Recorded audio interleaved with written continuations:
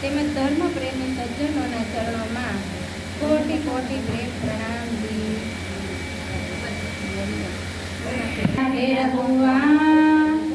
जाकी सब दुनी राह देखत मुक्त देसी ब्रह्मांड को आए ब्रह्मात्म सत आए ब्रह्मात्म सत।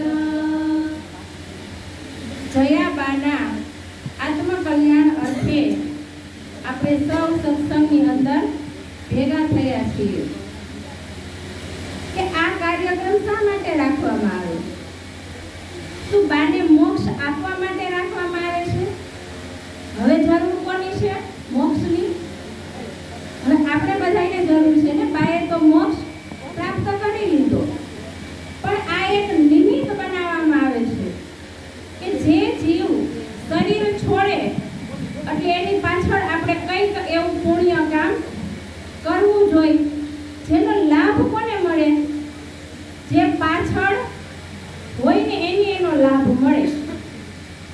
હવે આપણે કંઈક એવી સારી તક આપણે મળી છે કે અત્યારે જો આપણી પાસે એટલો સમય હોય કે આપણે 10 દિવસ 9 દિવસ કે 7 દિવસ જેટલા દિવસનો આ કાર્યક્રમ હોય એની અંદર આપણે શું થાય એકત્રિત થઈ અને તેનો લાભ લઈ આપણે કે ભાઈ સત્સંગ થાય, એની પાછળ કોઈ ભજન ને નિરંતરનો થાય।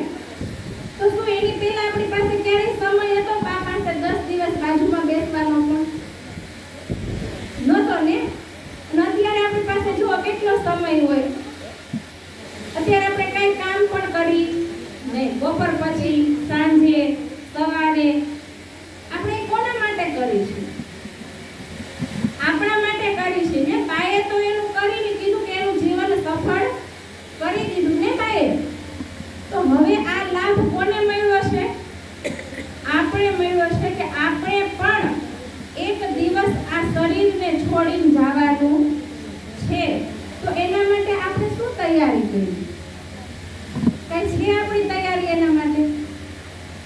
બાની તો ઘણી બધી ઉંમર થઈ ગઈ હશે ને, 102 વર્ષ। જો કળિયુગની અંદર કીધું કે 100 વર્ષનું આયુષ્ય મનુષ્યનું વધારેમાં વધારે હોય, પણ એને તો કેટલું જીવન જીવી લીધું?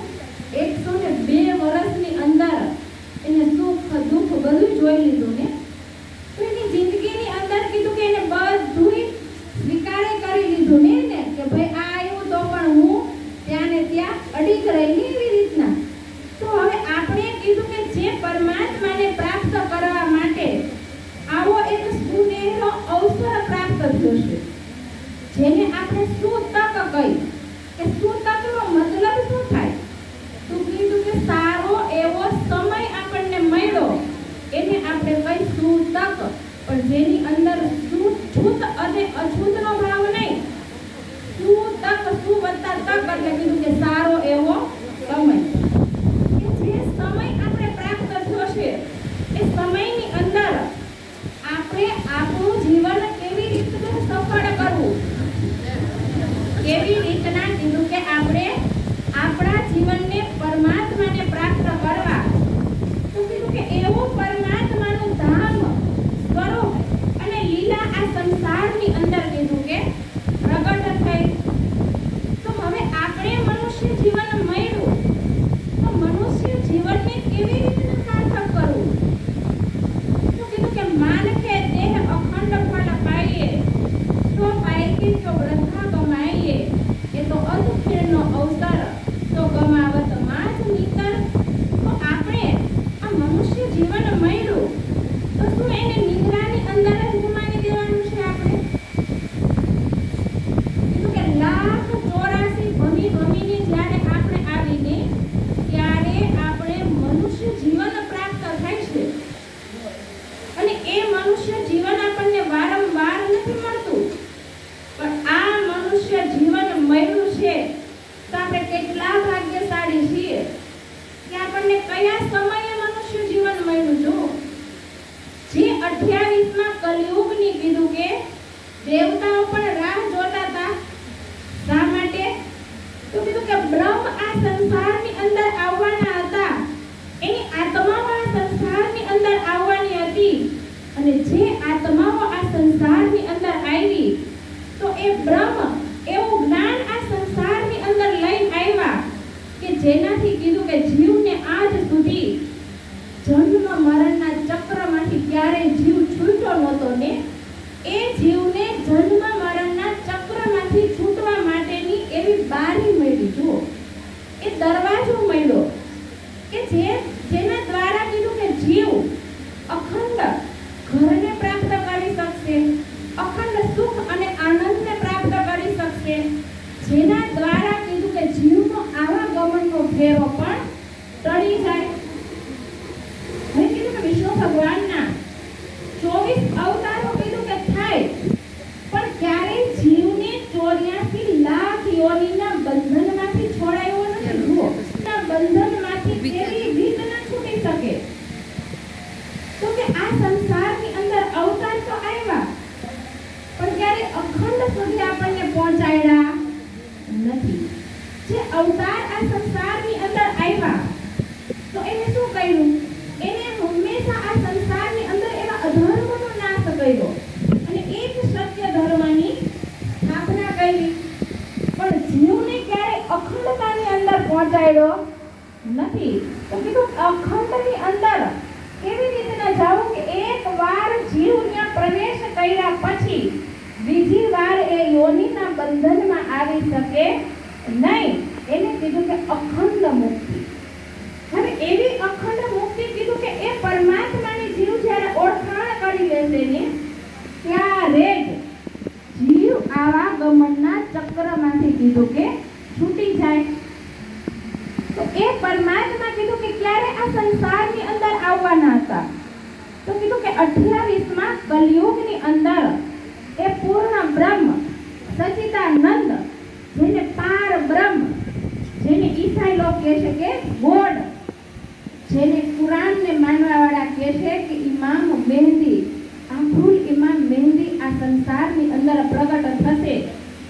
ત્યારે આ સંસારની અંદર જો કેટલા ધર્મગ્રંથોની અંદર જે સાક્ષીઓ લઈ હતી ને એ બધી જ સાક્ષીઓ એ નિશાનની સાથે કીધું કે સાબિતી પણ આપશે કે હવે આ સંસારની અંદર એ બ્રહ્મ આવી ગયા છે.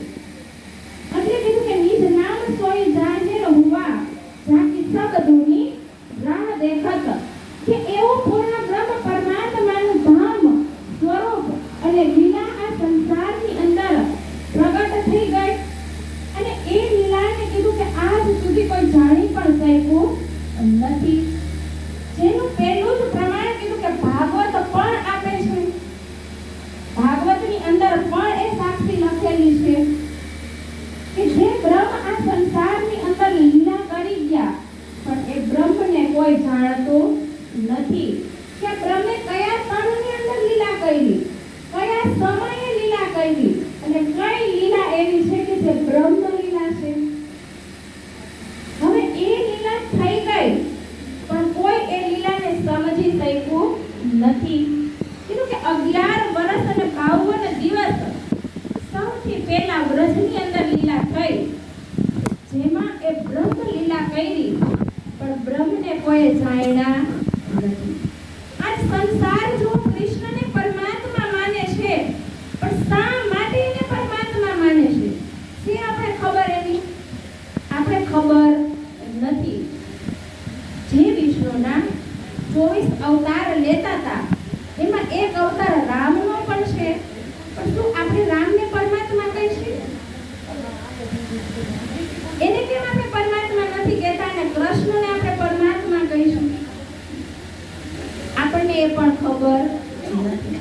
કારણ કે જે બ્રહ્મ લીલા થઈને એ બ્રહ્મ લીલા સૌથી પહેલા કીધું કે વ્રજની અંદર 11 વર્ષ અને 52 દિવસ શ્રી કૃષ્ણના તનની અંદર લીલા થઈ પણ એ કોઈ જાણી શક્યું નહીં.